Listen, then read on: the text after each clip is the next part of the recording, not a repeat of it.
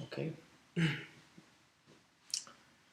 Hello, good morning, good afternoon, wherever you're listening from. My name is Andrew Young, and we're going to be preaching, we're going to be talking about a passage here from Matthew chapter 5, verse 38 through 42. So if you're following along in your Bibles, find Matthew 5, 38 through 42. We'll be looking at a passage here this morning. This is a great week for me. It's one of my favorite weeks of the year. It's opening week of baseball. Last Monday was opening day, and I got to watch my favorite team, the Giants, play, and they actually won. So it was just a good feeling. I love going to the baseball games. I love soaking it all in. It's fun. It's just fun for me. I love baseball. It's my pastime. It's time that I spent with my family and all that. But to an ordinary fan, we know the game. We understand it. We see things happen in the game that someone who doesn't normally watch it might think, why does that happen? Why do they do this? And so one of these unordinary things that happen in the game of baseball is when the pitcher and the batter set and get ready. And the pitcher winds up and he throws to the plate like normal. But instead of throwing over the plate, he intentionally throws the ball at the batter. His intentions are to hurt him, to be purposeful, to throw and inject hurt and pain on him, maybe out of retaliation for something that's happened in the game. Maybe someone else had been hit, or some kind of disagreement had happened between people out on the field. But he intentionally throws at the batter to hit him, to inflict injury upon him. And so what the batter has is his choice. The rules of the game say that if you get hit by a pitch, you get to take first base for free. It's a pretty good deal. So the batter can put his head down, take the blow, rub it off, put some dirt on it, and head to first base and help his team, because now he's on base and they can maybe score another run. But the second choice is usually seen on a SportsCenter highlight or ESPN or something, or YouTube. But the second choice is where the frustration and the retaliation overcome the batter, and they feel that it's necessary for them to rush and charge the mound and fight the pitcher because of what he's done. I mean, he's intentionally thrown a ball over 90 miles an hour at him and hit him purposely. And so he's got a choice to make. Now, if he picks the second choice and he decides to rush and fight the pitcher, this not only escalates the disagreement, the confrontation between him and the pitcher, but now in baseball you see dugouts. The players from the dugouts will come out, the coaches will come out, guys from the bullpen, the pitchers that are sitting there. I mean, everyone's getting into it. Fans are even getting into it. And so you have this big conglomerate of people out on the field now, pushing and shoving and yelling and fighting, and violence has escalated just because of what had happened between the two. Was the pitcher wrong in throwing? Probably. We don't want to inflict injury, and that doesn't show good sportsmanship. But when competitiveness and high testosterone get together, that's what usually happens. And so we see the batter has a choice to retaliate or not to retaliate. And so I think it's a good picture of what we're going to talk about this morning, because I think each and every one of us in our lives, we can look back and think about a moment where we've retaliated or thought about retaliating against someone. Someone has done us harm. Someone has done something against us, and we feel that it's mankind's innermost being to fight back and to stand our ground and to show that we're not weak in that way. And so we have to fight. We have to hit back at times to do that. So we can all look back, and for some of us guys, it might even be that glory day where we got in a fight, and we look back and we say, that was a time that I really it's a glory time in my life. I can really look back and say, man, I got in that fight, and it was something I look back and say, I'm glad I did, because it kind of gave me this aura of what a man should look like, right? But that's the worldview. That's the view of the world of how we think of retaliation. But at the core of Jesus' ministry, as we kind of look at chapter 5 here, in the middle of the Sermon on the Mount, he has come to establish a new kingdom here on earth. And this kingdom isn't built on the glory of retaliation and fighting and being a man in that way, in the view of the world.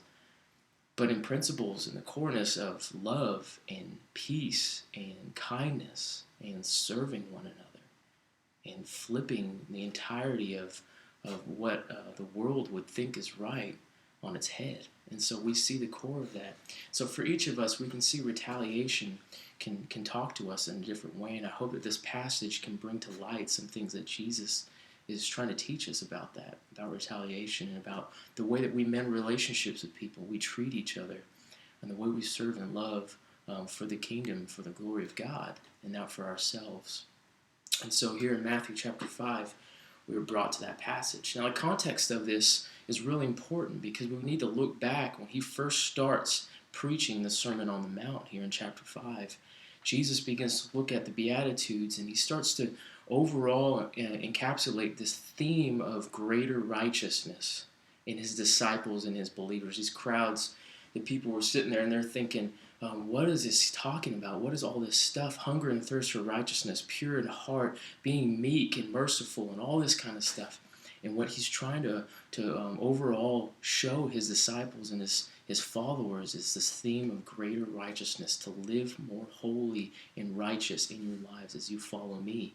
Because this kingdom is built on love and serving other people and being kind, not in the worldview point where we retaliate, or we are angry, or we seek ourselves and our pride over these things. And so Christ begins the sermon on that way in the Beatitudes, but he moves into a different section when he gets into verse 17 of chapter 5.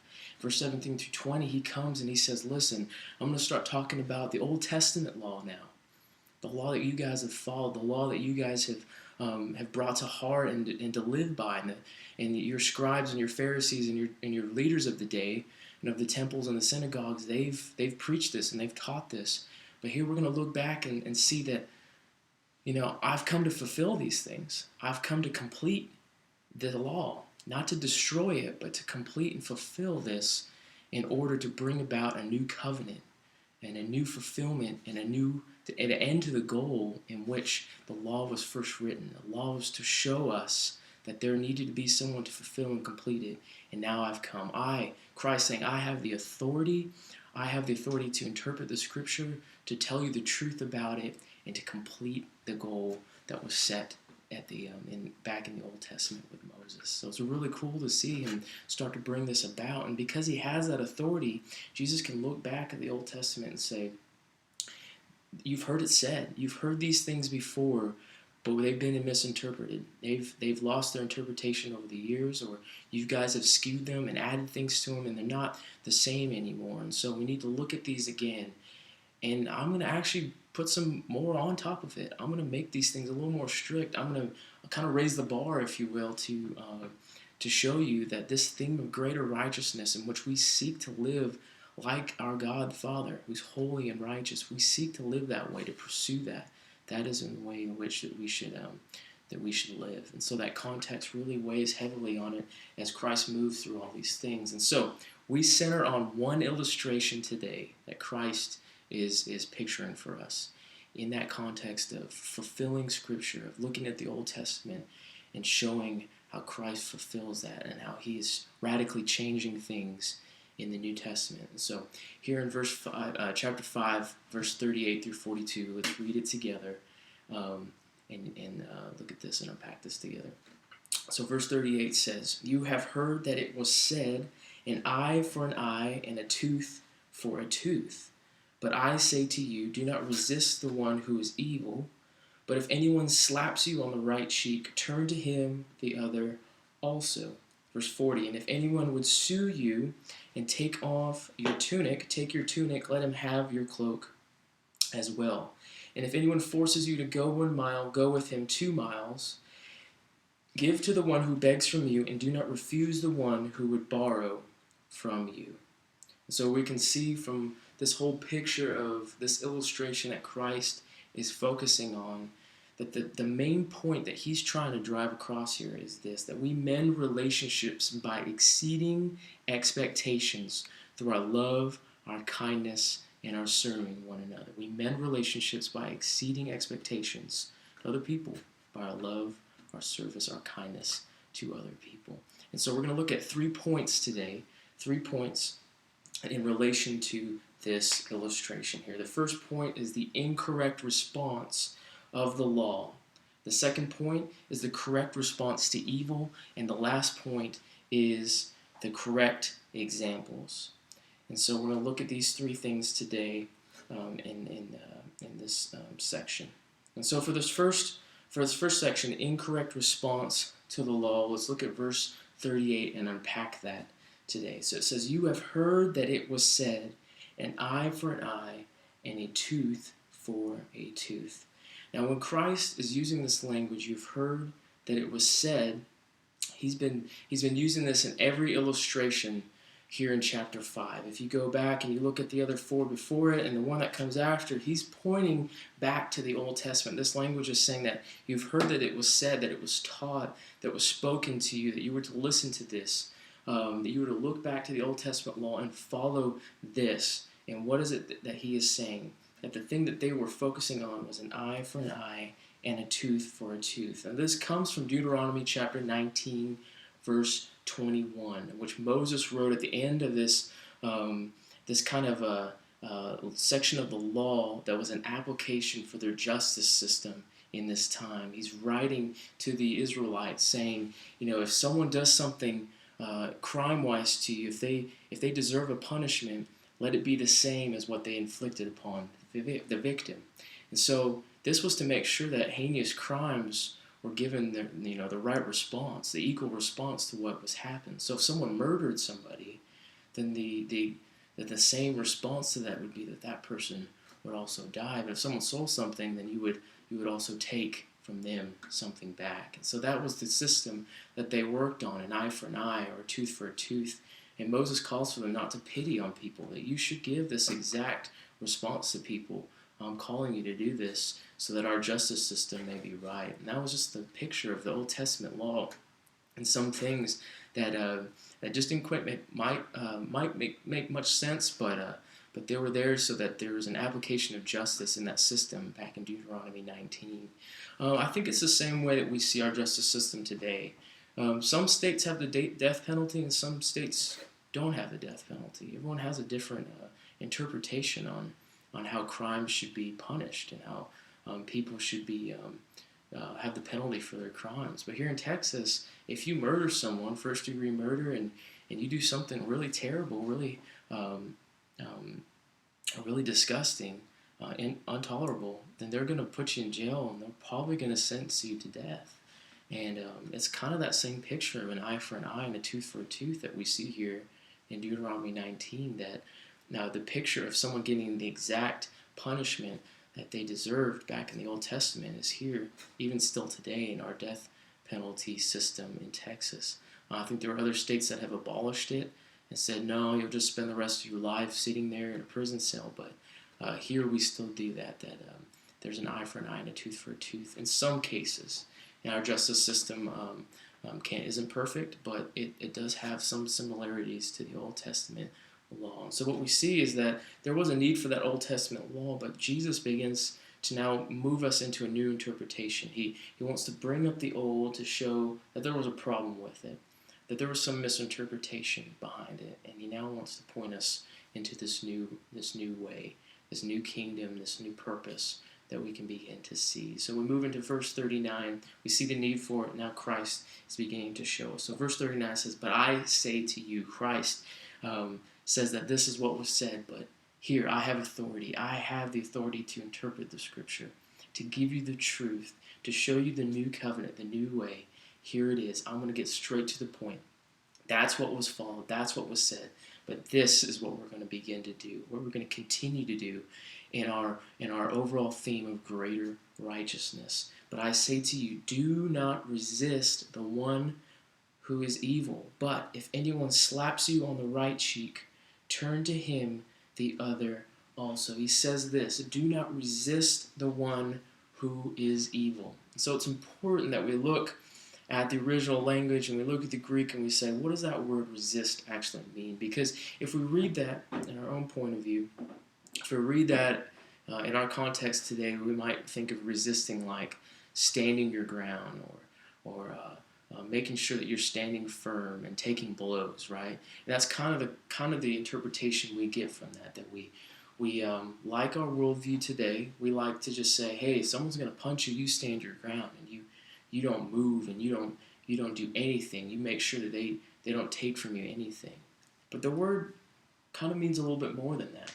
It means really not to oppose or not to do anything further back to the one who has oppressed you. So yes, we are to stand firm, but we are not to retaliate.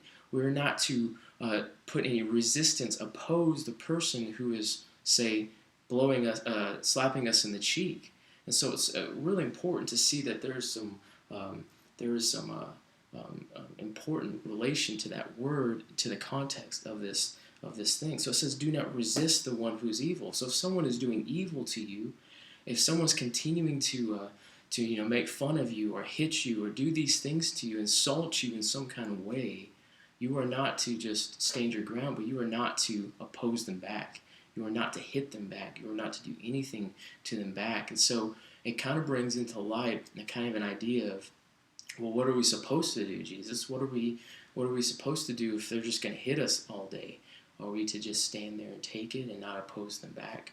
Well, he begins to continue to show us in which way we are to, say, retaliate instead of throwing blows back and fighting back. So it continues. He says, we're not to resist the one who is evil, but if anyone slaps you on the right cheek, turn to him also, the other also. I mean, you can't get any more insulting than hitting someone in the face, especially with an open hand. And I think in the context of the Jewish culture and the custom, I think they would hit you with the backhand, kind of more like old school, hit you with the backhand. You've seen some movies and stuff, someone takes the glove off and they slap you with the glove, right? It's more to insult you and to bring you down and to maybe even provoke you into fighting and all that. And so Christ is saying, listen, if they come to you and they show you evil and they slap you on the right cheek, then turn the other also. If they slap you on the right cheek, turn them the other also. Show them that you're not going to oppose them or show any resistance to them. You're not going to do any of these things back, but instead, we're going to begin to do something new. You're going to begin to show them love, kindness. You're going to serve them in this way. And we see that as we kind of move along in this area. So he's taking the Old Testament law and he's saying, listen, guys, here's what it was said. But now I say to you, don't oppose them back. Don't take an eye for an eye. Don't take a tooth for a tooth. Instead, I'm going to teach you what you should do.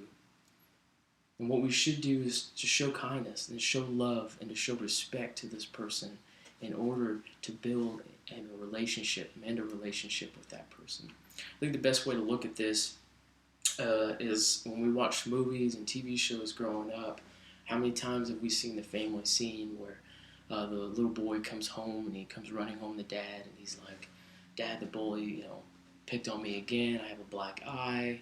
And, while he's got the ice pack over his eye, his dad is saying, listen, son, the only way that you're going to get rid of this bully is to fight him back, right? You have to stand your ground. And not only stand your ground, but you're going to have to hit him. You're going to have to do the same infliction, the same damage to him. And when you hit him back, that's the only way it's going to stop. And that's the worldview we have. That's the worldview we have on bullies. That's the worldview we have on stopping anything.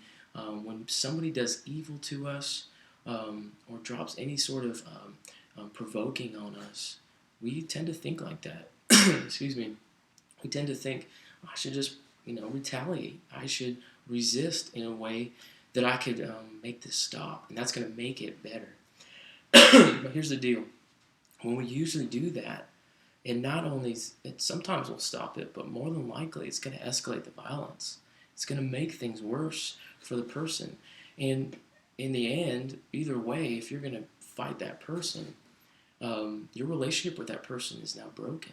It's really hard for you to mend relationships with someone that you've had a fight with, that you've hit, that you've rolled around in the dirt with, that you've provoked and said, listen, I don't stand for this.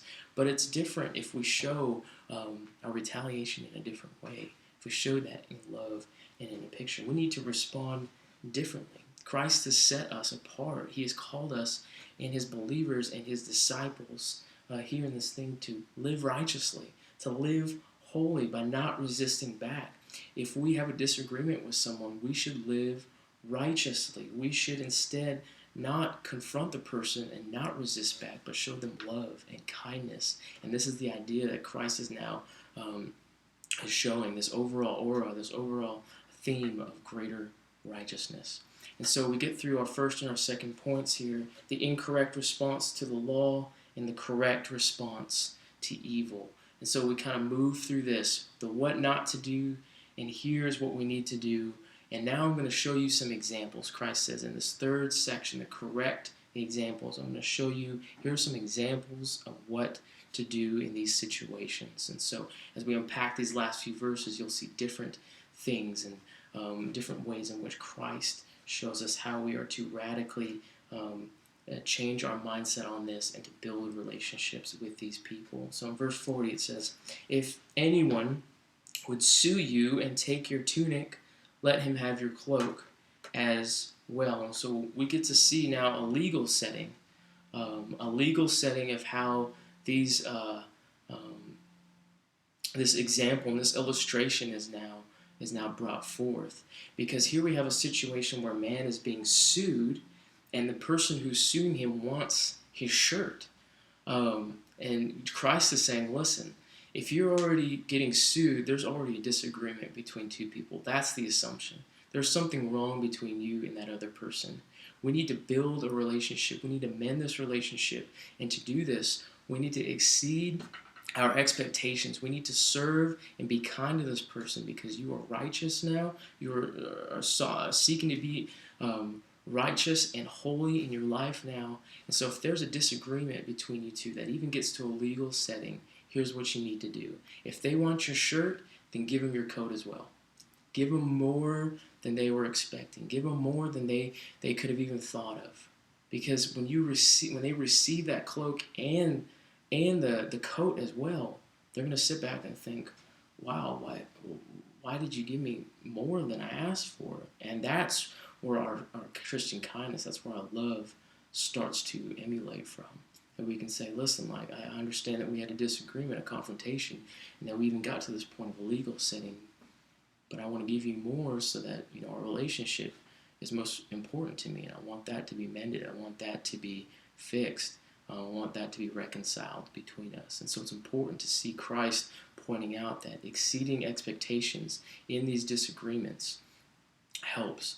It helps mend relationships. Christ is starting to build this picture of, yes, we need greater righteousness in our life so that the relationship between you and I is good, between the Father and I are good. A relationship between God and us is good. We want that reconciled relationship established, but also between other people. That we have a ministry to reconcile people to each other and to us.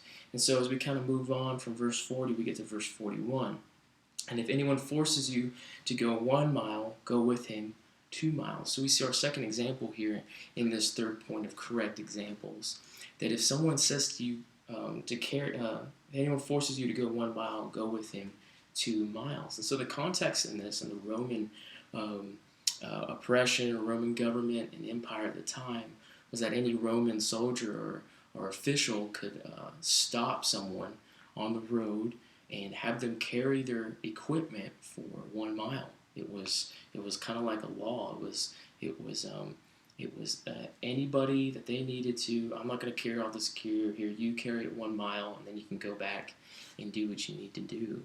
And so people were forced to do this, and you can kind of assume that a lot of them did it bitterly, and they did it resistantly. They didn't like doing this. Everyone hated the Roman government. Everyone hated the oppressors at the time. They didn't like them in control, but now they're forced to carry their equipment for 1 mile. What if you were traveling in the other way? You had to stop your stuff, throw it on the ground, pick up his, and carry it for 1 mile, and then come back, right? And so this started to force probably people who were bitter and provoke maybe some resistance among people against the Roman conspirators. So it was important to see Christ use this example. So what he says is, if anyone asks you to carry their equipment 1 mile, Exceed their expectations. Go an extra mile. Okay, you want me to carry it 1 mile? We get to 1 mile. Guess what? Hey man, I feel good. Let's go one more mile. Let's do another mile. I'll carry it for you too. He's gonna look at you and think, "Why you only need to do one, but you want to do two?" And at the same time, he's gonna see that he's doing this out of love, out of service towards you. That there's no bitterness, there's no resistance. He's having joy in this. He's doing this for the glory of the Father, for the kingdom to be built here on earth. He's not doing it for himself.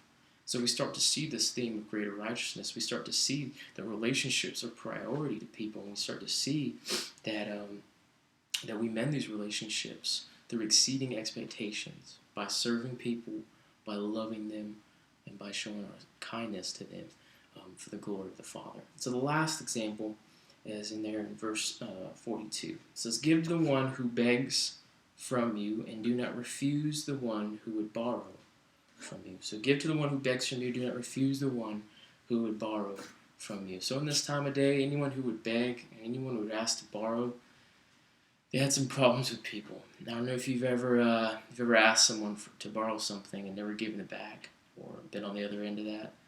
Usually confrontation happens. Usually hate and bitter anger builds up, frustration with that person. That was my stuff. I kind of want it back. Or at the same time, you see someone who begs and asks you for something, but kind of in the back of your mind, you're thinking, well, are they going to give me something back later? Are they going to pay me back? Are they going to do something to that end? It's kind of my stuff. And so that's what Christ is trying to pull out. And we're not here thinking about ourselves. We're here focused on the kingdom. We're here thinking about serving and loving and being kind to our brothers and sisters.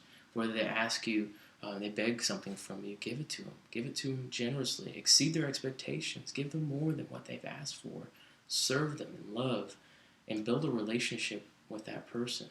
Or if they ask to borrow something, whether it's something small or something big, give generously. Give out of more than they're expecting. Exceed their expectations and love and serve that person in a way in which they could build a relationship with that person. We are here to reconcile people to God through our relationships.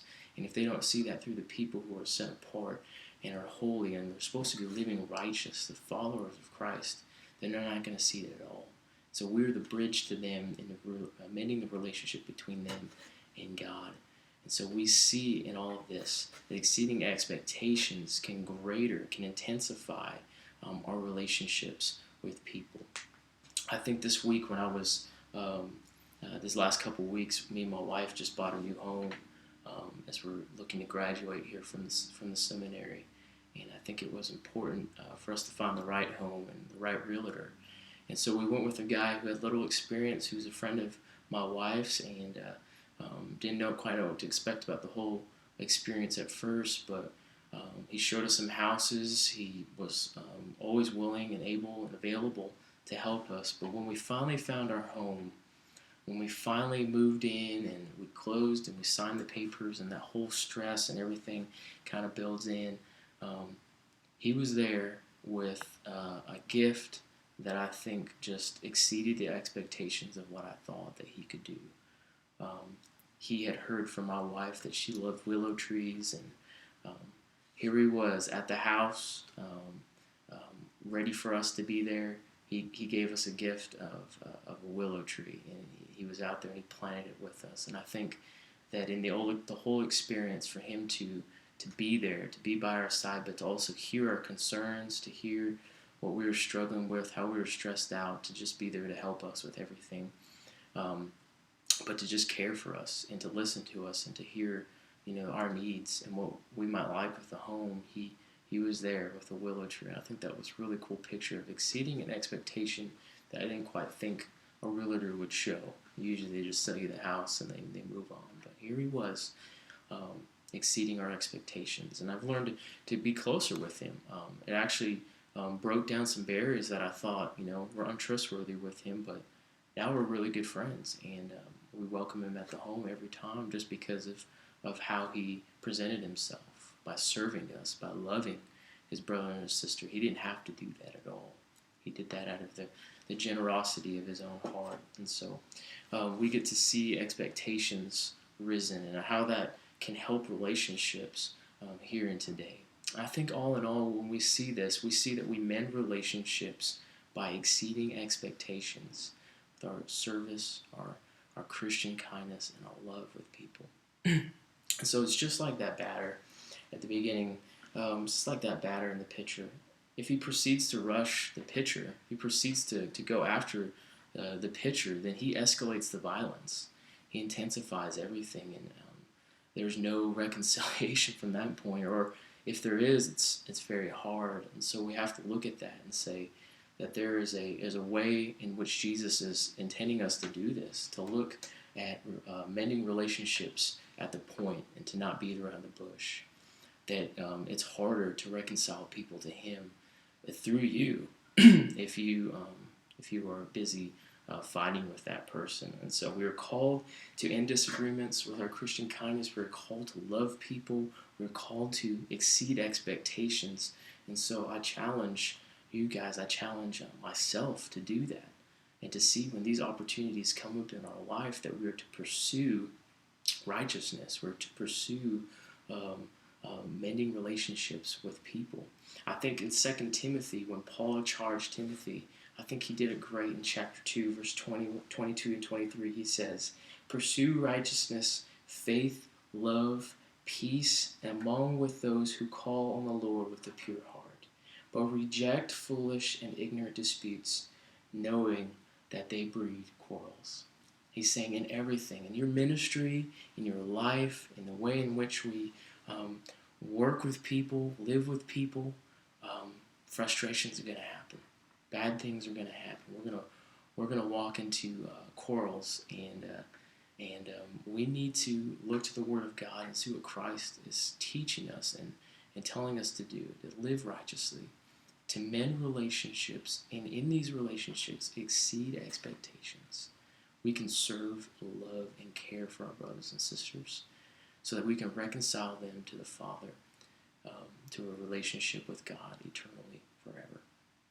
And so I hope this encourages you this week. I hope that you're challenged by this word. I think it was confronting to me on my end not to retaliate, but to look to Christ, who calls us to mend relationships and exceed expectations in service and love and Christian kindness.